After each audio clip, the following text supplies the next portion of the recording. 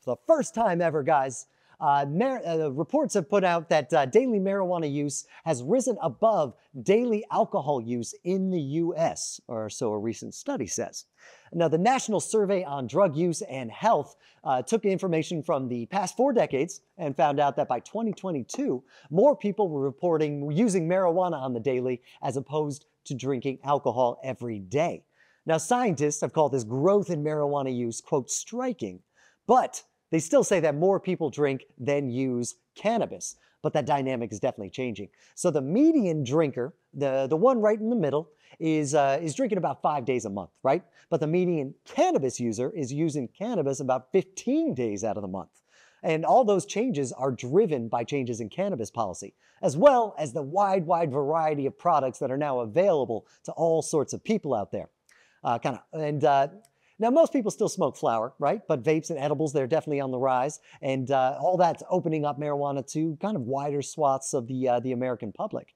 Now, the study's author says that these changing policies are actually altering people's daily routines. Now, once upon a time, marijuana was a party drug, right? It was reserved for weekends and kind of get-togethers. Yeah, man, we're having a good time. But with the advent of low-dose edibles and vapes, that's really changing. Marijuana is kind of being used more like cigarettes as a daily practice and something to use throughout the day. And it's not just a young person's game anymore either. No. Older folks are getting in on the fun. In fact, people 35 and up made up most of that daily use. It wasn't just young people using daily. Now that sounds exciting. That may sound exciting to the marijuana community, but we're not really taking this as too much of a win, right? Now, take a look at this graph. If you take a look at that, you're going to see that alcohol use is going down a little bit. It'll pop up right over here in just a second. So alcohol use there it is. Alcohol use is going down a little bit, but it's still kind of maintaining this trend that it's always been. It's kind of on track for what it's doing. But marijuana use isn't really taken away from that. It's really being added on top. Now, I'm a person who believes marijuana is definitely safer than alcohol in pretty much any way you can think, but daily marijuana use is not necessarily a healthy thing either. There is such a thing as over-medication.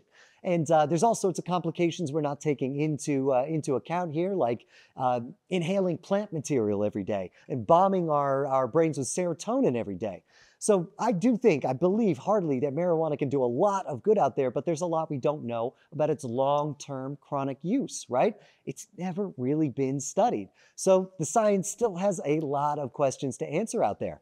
And it's not like this study was made of gold either. No, the author himself said it. It's all based on self-reported information. So the willingness to report that information definitely has to be a factor when you think about it.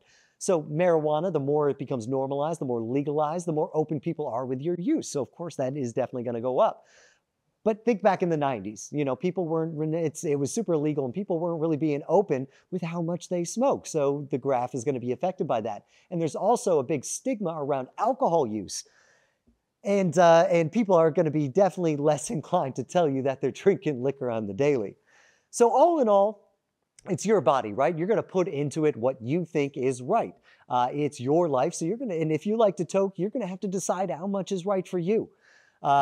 But it's definitely a safer option than alcohol, according to me and according to pretty much every study out there. But still, too much of a good thing might not necessarily be the best thing.